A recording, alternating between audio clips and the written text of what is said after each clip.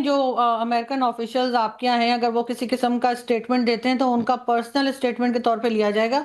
हरगिज वो official statement नहीं है कि उन्होंने कह दिया कि कश्मीर जो है वो भारत का है। अगर यहाँ पे अमेरिकन ऑफिशियल्स ये कह दें कि जो $4 ट्रिलियन आप लोग कहते हैं कि जी आपके पास है, आपकी इकोनॉमी है, तो क्या अगर वो ये कह दें कि वो $4 ट्रिलियन पाकिस्तान के हैं, तो क्या हो जाएंगे या बिल्कुल हम नहीं। आपसे ले पाएंगे? तो नहीं। इसी तरीके से आप कश्मीर नहीं ले पाएंगे। वही नहीं मैं कह मैम, रही हूँ कि क्यों उनका नहीं ले पाएंगे, वो स्टेटमेंट तो जो हमारा ही है है। उसको एज अ स्टेटमेंट ही लीजिए ना। आप लोग तो इतना सीरियस हो वो गए तो हमारा ही है मैम। आपको अगर सिर्फ वी जब आर आप वेरी खुश हो सीरियस रहे ऑन तो दैट। हो जाइए। अगर अगर उनकी बात से आपको खुशी मिल रही है तो I am happy for you कि अगर इतनी सी बात से आप खुश हो गए कि वहां पे अमेरिकन नहीं नहीं, एम्बेसडर वो ने ये कह दिया, मैम, लेकिन असल में तो अगर डिस्प्यूट उधर अगर ही ये है जहां इतनी पहले छोटी था, बात है पहले आरजू दिन से काज़मी था। जी, अगर ये इतनी छोटी बात है तो फिर अमेरिकी डिप्लोमेट को पाकिस्तान में तलब क्यों किया गया? ले लेते उसको बड़ा लाइटली। ऑब्वियसली वो तो पाकिस्तान का एक राइट है कि वो उनसे प्रोटेस्ट करेगा। तो हमारा भी राइट है कि हमारा जो है हम उसको हर मंच पर बताएंगे और जो उसको इंडोर्स करेगा उसकी बातों को भी इंडोर्स करेंगे। तो कीजिए, लेकिन मुझे ये बताइए उससे फायदा क्या हुआ? कश्मीर मिल गया क्या आपको? यहाँ पे क्या भारत के झंडे लग गए? क्या हो गया? आपका रूल हो गया? कुछ नहीं हुआ ना। तो आप लोगों को तो उस डिस्प्यूट को खत्म करना चाहिए, डायलॉग के जरिए इसका कोई हल निकालना चाहिए। कब तक कश्मीर के नाम पर दोनों कंट्रीज लड़ती रहेंगी? कोई ना कोई उसका होना चाहिए सोल्यूशन। सिर्फ ये कह देने से कि वहां किसी नहीं अमेरिकन नहीं, ने कह दिया है, लेकिन यहाँ किसी आरजू जी, ऑस्ट्रेलियन आप ने कह बड़ी दिया है, बड़ी काबिल इससे कुछ नहीं पत्रकार हैं होगा। और आप में वो हिम्मत भी है कि आप पाकिस्तान की खामियों और बुराइयों के बारे में बहुत खुलकर बोल पाती है। मैं एक बहुत चीज क्लियर कर देता हूं आपको। एक तो जो हमारा जम्मू कश्मीर है वहां पर तो झंडा हमारा तिरंगा फहर रहा है। कभी मौका मिले तो आपको, आप तो यूट्यूब चलाती हैं, यूट्यूब पे देख लीजिएगा। पहला तो ये। दूसरा, ये पीओजेके के हालात क्या है आज? वहां भारत जिंदाबाद के नारे लगते हैं कि नहीं लगते हैं? वहां की जनता चाहती है कि नहीं चाहती कि विलय हो जाना चाहिए? देखिए वहां वो जो के हालात जबरदस्ती खराब ऑक्यूपाई हैं, किया मैं हुआ मान रही है हूँ। वो हम ले लेंगे, हमें दिक्कत नहीं है उसमें। एक सेकंड देखिए, वहां के हालात खराब हैं और बहुत खराब हैं, वहां पर बिल्कुल गलत हो रहा है। लेकिन भारत जिंदाबाद के नारे मैंने तो नहीं सुने। अगर आपने सुने हो तो आप यहाँ पर वीडियो दिखा सकते हैं, लेकिन बाकी आजाद कश्मीर या पीओके में जो इस वक्त सिचुएशन है वो यकीनन खराब है और वहां पाकिस्तान के कई गवर्नमेंट लोग इसकी जिम्मेदार है। खुलकर कह चुके हैं और आप ही के कई राजनेता कह चुके हैं कि भारत प्रायोजित है। ये आप ही के कई राजनेता कह चुके हैं। खैर, शैलेंद्र सर जवाब देने जल्दी से, उसके बाद में शुमाइला जी के पास जा रहा हूं। शैलेंद्र जी। नहीं, मैं सिर्फ एक छोटा सा करेक्शन करना चाहूंगा। आरजू साहिबा, कोई भी एम्बेसडर किसी भी कंट्री में अगर कुछ कहता है तो वो उसका पर्सनल व्यू नहीं होता है। Very true sir. ही रिप्रेजेंट्स हिज कंट्री। बड़ी सीधी बात कर रहा हूँ मैं। ये पाकिस्तान नहीं है कि प्राइम मिनिस्टर की कोई वैल्यू नहीं हो, फॉरेन मिनिस्टर की कोई वैल्यू ना हो, किसी की कोई वैल्यू ना हो। लेकिन वर्ल्ड ऑर्डर ये कहता है। और मेजर नदीम क्योंकि डिप्लोमेसी पर काफी कुछ ज्यादा बता रहे थे, आप इनसे भी पूछ लीजिएगा। Ambassador do not give their own mind, they give their countries word. बड़ी सीधी सीधी बात कर। इसलिए कृपया कर जहां तक आप झंडे और डंडे की बात कर रही हैं, तो आप एक बात बता दीजिए, पीओजेके में इंडिया के तो नहीं लग रहे, पीओजेके में पाकिस्तान जिंदाबाद के डंडे और झंडे दिख रहे हो तो आप वो दिखा दीजिए। आपकी सुप्रीम कोर्ट में पीओजेके को लेकर आपके अटॉर्नी जनरल ने जब फाइल किया कि आपके लॉज वहां नहीं लगते हैं क्योंकि वो कंट्री, वो पार्ट आपका नहीं है, वो अलहदा पार्ट है, तो आप मेरे को वो दिखा दीजिए। आप मुझे दिखा दीजिए कि आपका वहां प्राइम मिनिस्टर क्यों है, वहां का एक प्रेसिडेंट क्यों है। अगर वो आपका इतना नतमस्तक है और सर ऑब्वियसली वो पाकिस्तान, सर पाकिस्तान से अलग है और इसी वजह से आजाद कश्मीर कहते हैं, इसीलिए प्राइम मिनिस्टर प्रेसिडेंट अलग है। लेकिन उसका मतलब ये नहीं है कि वो भारत का हिस्सा है। आरजू जी खुद कह दिया कि वो भारत का है, खुद ही कह दिया। जब आपका पार्ट नहीं है, हम भी तो यही कह रहे हैं। और सर वहां पर पाकिस्तान के झंडे या पाकिस्तान के समर्थन में नारे दिखे ना दिखे, वो पाकिस्तान के जो जुल्मों सितम करने वाले, बंदूक लेकर आम लोगों पर गोली चलाने वाले, उसकी तस्वीर तो मैं दिखा दूंगा आपको आरजू जी। गर्भवती महिलाएं मरी है वहां पर, ये वहां की तस्वीर है और ये पाकिस्तान आर्मी का सच है। मेजर नदीम उस आर्मी से बिलोंग करते हैं। हुआ है ऐसा। हाँ बिल्कुल, एग्जैक्टली वो हुआ है। लेकिन मैं शुमाइला जी अब आपके पास आता हूं जर्नलिस्टिक व्यू के लिए।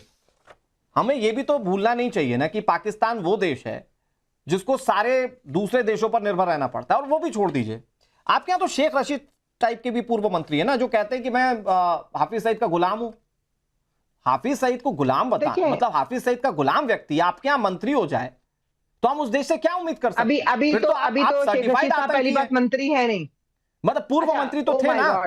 कहां से कहां कनेक्शन जोड़ते हैं आप, मुझे तो आपकी समझ में नहीं आती। आप सीधा कनेक्शन जोड़िए। चलिए, इल्यूजन से बाहर निकलने की बहुत सख्त जरूरत है भारत को। किसी इस पे उछले जा रहे हैं, खुश हो रहे हैं। एक सफीर ने बयान दे दिया तो आप लोगों को लग गया कि अरे साहब, आप कश्मीर जो है पूर्व रक्षा मंत्री है, कोई हैसियत है कि नहीं है? सर्जियो गौर की हैसियत नहीं, मुनीर के आगे आपके प्रधानमंत्री की कोई हैसियत नहीं है, पूर्व रक्षा मंत्री की भी कोई हैसियत नहीं है। पाकिस्तान का बयान नहीं हो जाता। और बेशक आसिम मुनीर साहब हमारे फील्ड मार्शल है और we all respect him a lot, और उन्होंने आपको जो सबक दिया है वो अच्छा, मुझे याद आया, ये वही फील्ड मार्शल है ना, वो जो ब्रीफकेस लेकर खड़े थे अमेरिकी राष्ट्रपति के आगे, ये वही फील्ड मार्शल है ना आपके? मुल्क से तो ब्रीफकेस नहीं लेके गए थे ना, आपके मुल्क से तो नहीं लेके गए थे ना आप भी। अरे अपने मुल्क से भी अपना ही बेचने गए थे ना साहब, प्रदर्शनी लगाने के लिए। क्या मैं मुंह नहीं लगाता तो आप इसराइल के साथ गठबंधन कर रहे हैं, तो ये हमारा कसूर तो नहीं है कि अगर आप आइसोलेटेड हैं।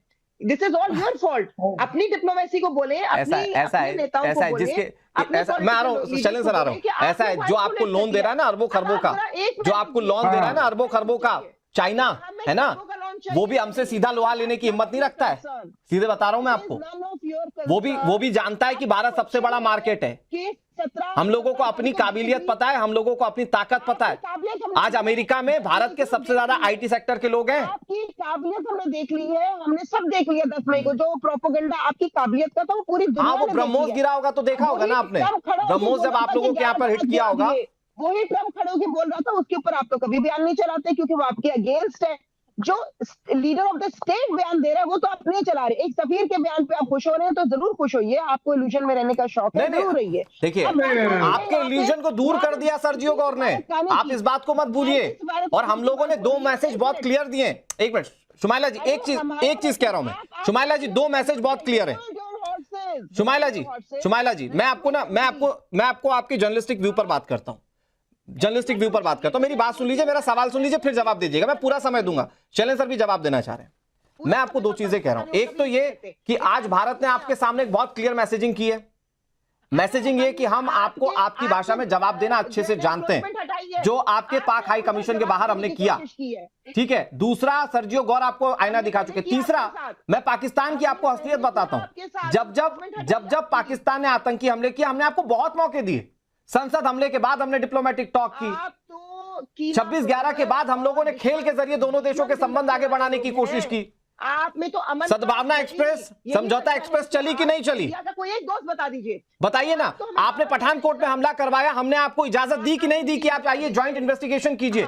लेकिन पाकिस्तान अगर अपनी हरकतों से बाज नहीं आएगा तो हम बिल्कुल क्लियर कर चुके कि मारेंगे घर में घुसकर। या तुर्किया के साथ है, आप किसके साथ हैं? एक मुल्क बता दीजिए इसराइल के अलावा कि आप किसके साथ हैं। कोई मुल्क ऐसा बताइए जो भारत बता दीजिए, फौज में लड़ने के लिए कोई एक मुल्क बता दीजिए जो भारत के साथ नहीं है। लीजिए, कोई एक मुल्क बता दीजिए जो आपके साथ टेररिज्म में है। कोई एक मुल्क का नाम दे दीजिए जो टेररिज्म में आपके साथ है, बता दीजिए मुझे इसी शो पर। मैं आपको ये आपकी जो टेररिज्म है वो यूनाइटेड नेशन कंडेम करता है। आप पहलगाम की कंडेमनेशन यूएन की आपके सामने है। इसका मतलब कम से कम 192 कंट्रीज आर विद इंडिया, ठीक है। सुमेला जी ऐसा है, सुन लीजिएगा एक बात। अभी आपने बड़ी तगड़ी सी कर दी कि मुनीर साहब वो जो ब्रीफकेस लेकर जाते हैं वो आपके अपने कंट्री का है, लेकिन जाते कहाँ हैं? उस व्हाइट हाउस में जाते हैं ना। ये एम्बेसडर किसका है? ये एम्बेसडर किसका है? उसी व्हाइट हाउस का है ना। आप बता दीजिए मुझे। और एक बात बता दीजिए, ये आर्मी चीफ सेल्समैन कब से बन गए? भाई सेल्समैन कैसे बन गए? आपकी जो टेररिज्म है वो बाहर तो छोड़ दीजिए। आपके अपने डिफेंस ख्वाजा साहब बोलते हैं कि आप पिछले 40 साल से ये गंदा काम कर रहे थे। ये आपके डिफेंस मिनिस्टर का कहना है और किसी ने नहीं। छोड़े, आप अपनी यूथ के साथ क्या कर रहे हैं? आपकी यूथ, हाँ बताइए क्या कर रहे हैं? चलिए बताइए। यूथ मेरा प्राइड है। मेरी यूथ ने प्रोटेस्ट किया। एक गोली नहीं चली, एक आदमी नहीं मारा गया। आपने पीओजेके में 47 आदमी मार दिए, 30 आदमी एक दिन में मार दिए। आप इंसानियत का पाठ हमें पढ़ाएंगी? आपसे सीखेंगे। Shumaila ji all your time ma'am, 20 second. Shumaila ji 20 seconds आपके, 20 सेकंड्स आपके। हाँ देखिए, पहली बात तो ये कि आपका भारतीय सफारत खाना यहाँ पे डिप्लोमेटिक इनक्लेव में जो ऑलरेडी सिक्योर्ड एरिया है, बहुत ज्यादा सिक्योर्ड है। वो इनसिक्योर थे, वो उनका मसला है, वो हमारा मसला नहीं है। डिप्लोमेटिक एनक्लेव में आम लोग नहीं जा सकते जब तक कि डिप्लोमेटिक एनक्लेव एंट्री कार्ड ना हो या किसी से फोन करके अंदर ना करवाया जाए। वहां सारे सफारत खाने हैं, सिर्फ भारत का नहीं, सारे सफारत खाने, और सारे ही हमारे लिए उतने ही प्रेस्टिजियस है जितना भारतीय है। सुनिए, आपकी मैं आपको ना कुछ असलियत बता देता हूं। शुमाइला सिद्दीकी जी, आपने अपनी सारी बात कह ली, अब इनकी आवाज कम कर दीजिए, मैं मेजर नदीम के पास जाऊंगा इसके बाद। देखिए शुमाइला जी, आप सारी बात कह रही हैं, मैं आपको असलियत बताता हूं। ये जो आप जो ये मुस्लिम नेटो बनाने जा रहे थे ना तुर्की के साथ, सऊदी के साथ मिलके, उसकी असलियत ये थी कि आपके प्रधानमंत्री की बॉडी लैंग्वेज सब बता दे रही थी कि वहां पर हैसियत क्या है। और आप, मेजर नदीम भी बहुत कह रहे थे कि हमारे यहां से हमने इतना कम कर्जा लिया, उतना कम कर्जा लिया। अभी थोड़े दिन पहले ही ओमान आपको बता रहा था, कतर आपको बता रहा था कि भाई भैया पैसा वापस ला के दो। तो ये हैसियत है। खैर छोड़ दीजिए, आज के टॉपिक पर रहते हैं, आज के टॉपिक पर रहते हैं। मेजर